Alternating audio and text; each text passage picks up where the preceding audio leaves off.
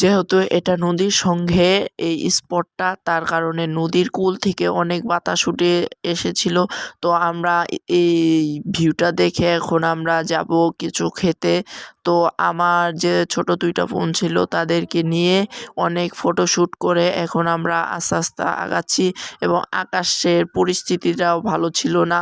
তো আমি তাড়াতাড়ি করে ওদেরকে নিয়ে আগে একটু আসলাম। এসে কিছু খাওয়ার ব্যবস্থা করতে হবে। যদি আবার বৃষ্টি নেমে যায়, আবার ওদেরকে কিছু খাওয়াতে পারবো না। তার কারণে আমি আর ভিউ না দেখে ওদেরকে নিয়ে চলে আসলাম। আমি একটি ফুচকার হোস্টেল খুঁজছি। তো ওইদিকে দেখলাম তো একটি ফুচকার হোস্টেল। তো ওইখানেই আমরা যেয়ে বসলাম এবং আমরা যেহেতু মানুষ ৪ জন, ওর জন্য ৪ টা প্লেট অর্ডার দিয়ে দিলাম এবং ওইখানে পানিও আবার কিনে খেতে হয়, ২০ টাকা করে বোতল।